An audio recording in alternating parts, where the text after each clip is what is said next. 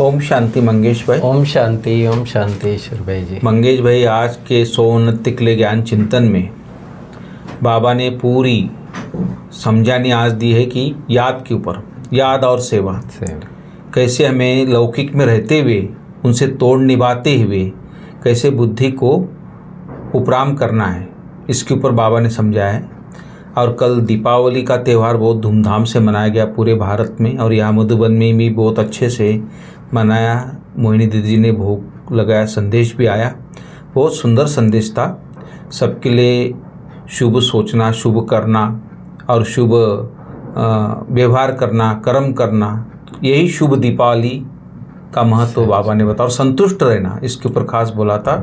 फिर आशा दीदी ने जो क्लास कराया था उसमें आशा दीदी ने बहुत अच्छी बातें कही कि 5 दिन हम दिवाली मनाते हैं, तो उसका उन्होंने 5 दिन का आध्यात्मिक रहस्य बताया।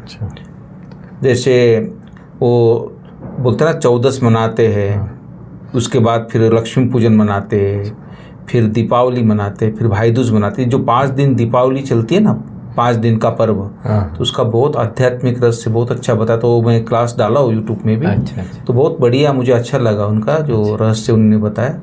तो बाबा खास बोल रहे कि तुम जब किसी को भी समझाते हो, तो भाषण करते हो, तो बाबा बाबा कहना। माना बाबा बाबा कहने से बाबा की याद भी रहेगी और सामने वाले को तीर भी लगेगा। राइट। तो बाप की महिमा करो तब तीर लगेगा, बाबा बोलता है। हाँ। तो इसके ऊपर आज बस सारे मतलब महावाक्यों में ज्यादातर इसी बात पर जोर है बाबा का कि बाप की महिमा करो तब तीर लगेगा, तुम अपनी नहीं चलाओ। हमेशा निर्मांचित होके ये समझाओ कि ये बाबा ने कहा, ये बाबा ने कहा, इस चित्र पर ये बाबा ने समझाया। इस प्रकार से मुख से बाबा बाबा भी निकलता रहेगा तो नेचुरल है बाबा की याद भी आ गई, और उसके कारण याद में रहेंगे तो उनको तीर भी लगेगा। इसी बात पर महावाक्य में मुरली में बाबा ने काफ़ी अच्छी तरह और भी विस्तृत समझाया है। तो इसमें मंगेश भाई एक फ़ायदा हमारे लिए भी है, क्योंकि हमें कई बार क्या होता है, किसी कोई बड़े VIP को जैसे हमने समझाया, अगर मैं समझा रहा हूँ, एक अभिमान आ जाए तो फिर अंदर में वो हमारी अहंकार हो जाता है, और उसके कारण फिर कई बार व्यक्ति वो भी गिर भी जाता है अहंकार के कारण। तो एक अहंकार न आए बच्चों को, इसलिए बाबा को यही कारण है। जी। तो प्रश्न है, बाबा भारतवासी बच्चों से विशेष कौन सी बातें पूछते, कौन से प्रश्न पूछते, वो थोड़ा बताइए। बड़ा अच्छा ही कि आज के मुरली में लग रहा है कि जैसे बाबा का रोल जो है ना, बाप का भी है, टीचर रूप में पढ़ा भी रहा है और सदगुरु के रूप में शिक्षा भी दे रहा है। तो ये जो प्रश्न है ना, ये जैसे बाप बच्चों से पूछता है कि मैंने आपको इतना दिया था, वो कहाँ गया तुम्हारा। तो ऐसे ही बाबा कहता है कि तुम भारतवासी बच्चे जो इतने साहूकार थे, सही है, सर्वगुण संपन्न, 16 कला संपूर्ण, संपूर्ण निर्विकारी, मर्यादा पुरुषोत्तम, पवित्र थे, काम कटारी नहीं चलाते थे, बहुत धनवान थे, सोने की चिड़िया, सोने आज की भाषा में वही कि जहाँ डाल डाल पर सोने की चिड़िया करती है बसेरा, वो भारत देश है मेरा। तो बिल्कुल। और दूसरी बात, भारत ही देश ऐसा है जिसमें हम जो देवी देवताएं थे, जिसको हम 33 करोड़ देवी देवताएं बोलते हैं, उसकी पूजा आज भारत में हो रही है। उनका पूजन आज भी हो रहा है। उन देवताओं जिनके अंदर इतनी वैल्यूज थी, लेकिन विकारों के वश होके जो बॉडी कॉन्शियस में आके जो हम ये अपना राज भाग खो बैठे हैं, तो फिर से बाबा हमको दिलाने आए, वो बहुत बड़ी बात है। राइट। तो फिर तुमने इतना देवाला कैसे निकाला? हिसाब बताओ, कारण का पता है? बच्चे तुम गुलाम कैसे बन गए? तुम तो माया जीत थे, कर्मेंद्रिया जीत थे, फिर तुम अभी गुलाम कैसे बन गए? इतना सब धन दौलत कहाँ गवा दिया? ये तो सतयुग त्रेता की बात है। आज से 500-600 वर्ष पहले, इवन जब सोमनाथ का मंदिर था तो हीरे का लिंग, सारा मंदिर सोने का था, कितनी बार लूट के गए, 17 बार। हाँ। तो मतलब उससे पहले स्वर्ग में तो क्या था, उसकी तो वो तो कल्पनातीत है। भाई साहब, ये जो सम्राट अशोक था ना, उस टाइम भी सोने की शर्पियाँ चलती थी।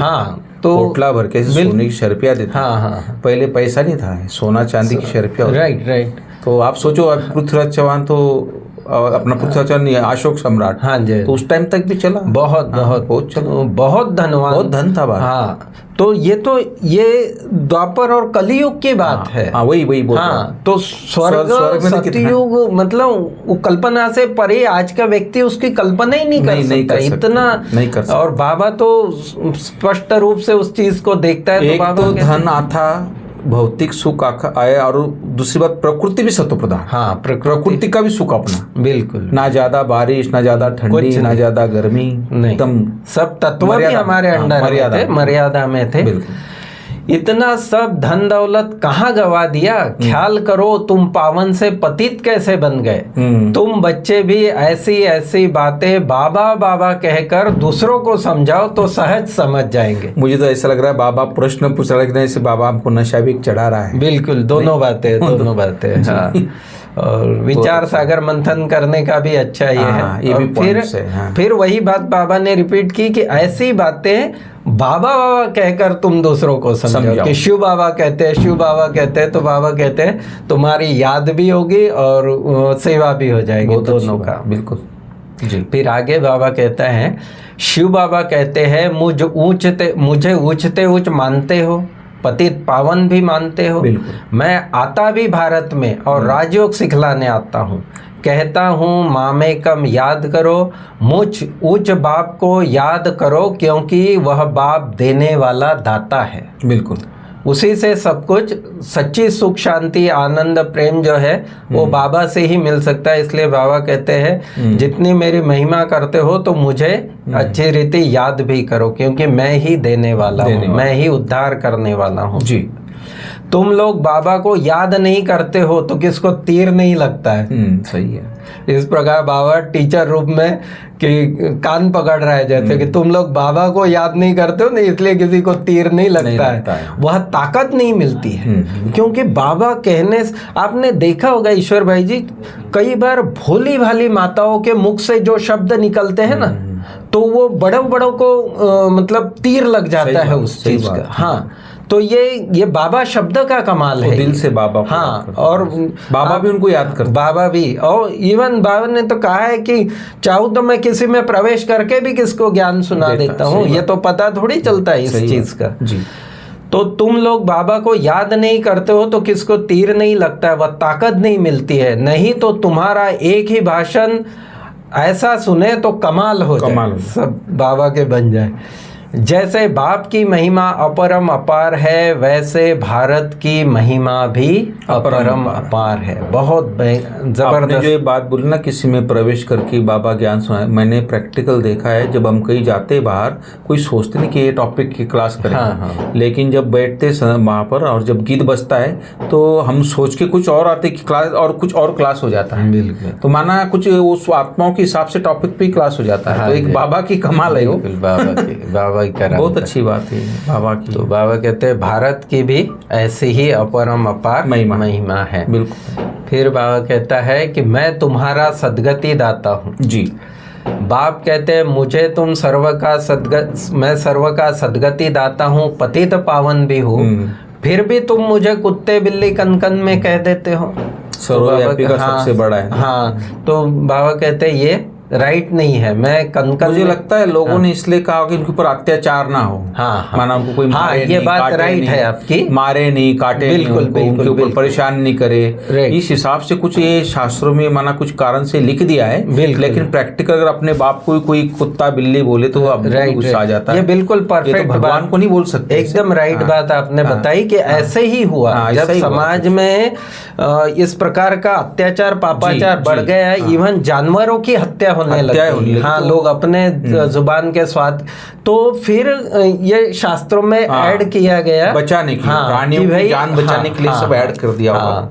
तो वास्तव में मतलब भावना के रूप में ठीक है, लेकिन सैद्धांतिक रूप से ईश्वर सर्वव्यापी नहीं है। हाँ, बाप कहते हैं मैं सर्व का सदगति दाता हूँ, मेरे से योग न लगाने से तुम और ही पतित बन पड़ते हो। मुझे याद करो तो तुम्हारे विकर्म विनाश होंगे। बिल्कुल। बाबा कईयों के रिजल्ट, बाबा कहता है सारे दिन बाबा को तो बिल्कुल याद ही नहीं करते, झरमुई झगमुई में लगे रहते हैं।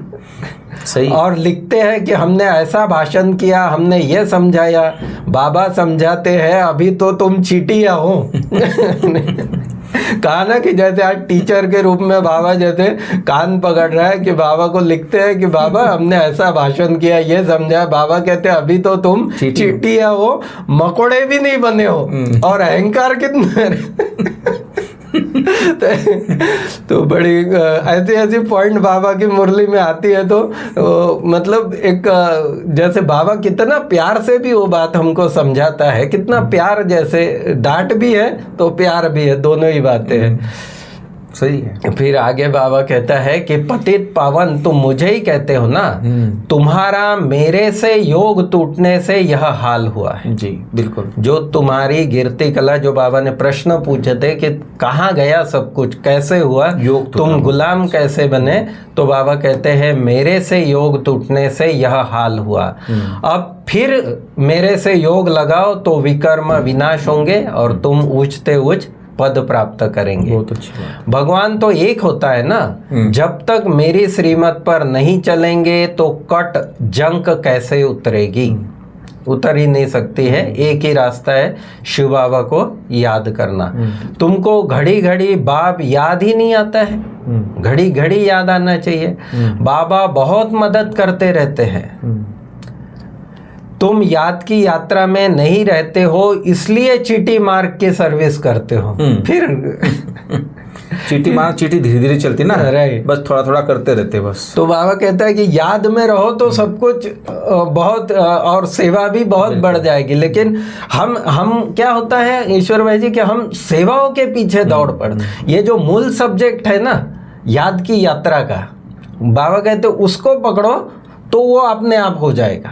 हाँ, तुम याद की यात्रा में नहीं रहते हो इसलिए चीटी मार्ग की सर्विस करते हो। बाबा का नाम लेंगे तभी किसको तीर लगेगा। बाबा कहते हैं यह तो धुन लगा देनी चाहिए। आज की मुरली में कई बार इस चीज को रिपीट किया कि बाबा बाबा शब्द जो है वो हमेशा तुम्हारे मुख से कि जैसे धुन लग जाती है। हाँ, तुम जब ऐसे ऐसे भाषण करो, जब ऐसा हम सुने तब समझो कि अब तुम चीटी से मकोड़े बने हो। माना थोड़े बड़े हुए। हाँ, मतलब स्पीड बढ़ा है, स्पीड बढ़ी है। तो बाबा कहते हैं जब तुम किसी को बाबा बाबा दिल से कहेंगे और औरों को समझाएंगे तो फिर आगे बाबा इसलिए बातें यूज करता कि याद रहे बच्चे। हाँ, याद डालने के लिए वैसे बातें। राइट, सही। बहुत अच्छे अच्छे बच्चे मुरली भी नहीं पढ़ते हैं। बहुत बड़ी। आपको याद हो ये जब ऐसा स्टेटमेंट आता था ना, बहुत अच्छे अच्छे बच्चे मुरली भी नहीं पढ़ते, तो अच्छे कहाँ से? बड़ी दादी का आपको याद आता है? बड़ी दादी इतना मतलब दादी कहते थे, फिर बाबा अच्छे कैसे हो गए? मुरली नहीं पढ़ रहे अच्छे। भगवान तो उसने देख रहा, भगवान को पहचाना इसलिए अच्छे बाबा बोलते हैं। हाँ, ये राइट, भगवान को पहचानने की बुद्धि तो है ना उसमें, भले मुरली नहीं पढ़ रहा है। कईयों का प्यार बहुत है भगवान से, सब कुछ है, लेकिन मुरली नहीं पढ़ेंगे, चार्ट नहीं रखेंगे, बस चलते रहेंगे। दिल की भावना। दादी को भी इस बात पे ना बड़ा जैसे आश्चर्य लगता था कि बाबा आप अच्छे कैसे कह रहे हो फिर उस चीज को। बाप को याद नहीं करते तो तीर नहीं लगता, क्योंकि याद का बल नहीं मिलता। वही बात कितनी बार बाबा ने अलग अलग रूप से वो समझाई कि बाप को याद नहीं करते हो ना तो जंक नहीं उतरते है, याद नहीं करते हो तो औरों को तीर नहीं लगता है, याद नहीं करते तो तुमको बल नहीं मिलता। बल मिलता है याद से, जिस योग बल से तुम विश्व के मालिक बनते हो। इससे ऊंचा पद क्या हो सकता है? तो इस प्रकार से बाबा ने बहुत अच्छी तरह। मंगेश भाई, ये ज्ञान के तीर ऐसे है, मुरली इसलिए सुनना बहुत जरूरी है। मनुष्य आत्मा के अंदर कहीं ना कहीं कमी है, कहीं ना कहीं विकारों के वश होके वो जैसे बोला पूरा दिन भी भगवान को याद नहीं करते, तो ज्ञान का तीर लगने से वो फिर से जागरूक हो जाए, संजीवनी बूटी एक प्रकार से। तो मुरली तो सुनना ही चाहिए, कैसे भी करके टाइम निकाल के पढ़ो, सुनो जब भी टाइम। आजकल तो हर एक के हाथ में मुरली, मोबाइल में मुरली, सोशल मीडिया में मुरली है। पहले की बात अलग थी कि मुरली पहुंच नहीं पाती थी, पोस्ट नहीं हो पाती थी, लेकिन अभी तो सहज है कि दिन में 1-2 बार तो मुरली थोड़ा पढ़ लेना चाहिए, देख लेना चाहिए। क्योंकि जब तक ये ज्ञान मंथन नहीं करेंगे, ज्ञान सुनेंगे नहीं, जैसे बाबा ना ज्ञान और योग दोनों का बैलेंस होना चाहिए। ज्ञान है तो योग भी कर सकता है, अगर ज्ञान में तो योग भी नहीं कर सकता है। तो दोनों का और कनेक्शन। मुरली के पॉइंट लेना, हाँ, माना आपने बाबा को याद किया तभी आपको। जी, हाँ जी, भगवान की मुरली है ना। हाँ हाँ।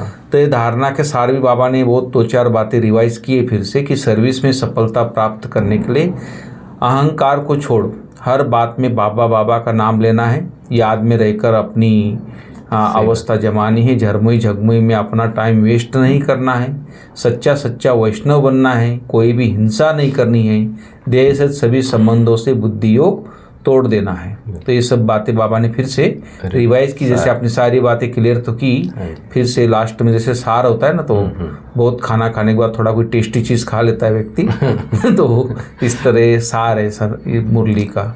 और आज वरदान है, बहुत सुंदर वरदान है, हाजी के पाठ द्वारा सेवाओं में महान बनने वाले सर्व के दुआओं के पात्र बनो। वो थोड़ा बताइए। हाँ जी, हाँ, ये बाबा ने बहुत पहले से ही बाबा ने ये सिखाया कि जो भी बड़े बोले ना, जो भी श्रीमत हो उसमें हाँ जी करो आप जी, तो दुआएं भी मिलेगी और बाबा की शक्ति भी मिलेगी, शक्ति मिलेगी। तो कोई भी सेवा खुशी और उमंग से करते हुए सदा ध्यान रहे कि जो सेवा हो उसमें सर्व की दुआएं प्राप्त हो। बिल्कुल, क्योंकि दुआएं होगी वहाँ मेहनत नहीं होगी। दुआओं का बहुत ज़्यादा इम्पोर्टेंस लाइफ में। तो बाबा कहते हैं दुआओं से लाइफ एकदम सहज हो जाती है। हाजी का पाठ ही दुआएं लेने का साधन है। कई यज्ञ के जो पुराने मतलब अच्छे ये है, तो उनका यही जो बाबा ने कहा, जो दादियों ने कहा वो किया निश्चिंत होकर। भले वो आता भी नहीं था, लेकिन बड़ों ने आज्ञा दी करो और उन्होंने किया, और आज वो बहुत मतलब आगे टॉप पे अच्छे हाँ हाँ। तो इसलिए हाजी का पाठ ही, हाँ ये बात है कि हाजी का पाठ में फिर आपको थोड़ा सहन भी करना पड़ता है, मेहनत भी करनी पड़ती है, सहन भी करना पड़ता है, और उसमें कल्याण समय और उन्नति है, बहुत उन्नति। और फिर बड़ों की दुआएं, बाबा की दुआएं, तो वो बहुत मतलब आगे बढ़ाता है वो। बिल्कुल। कोई रॉन्ग भी है तो उसे रॉन्ग कहकर धक्का देने के बजाय सहारा देकर खड़ा करो। मैंने देखा है जो रॉन्ग वाली बात कही ना अपनी। हाँ जी, हाँ जी। एक दो उदाहरण मेरे सामने, सब मेरे साथ भी हुआ।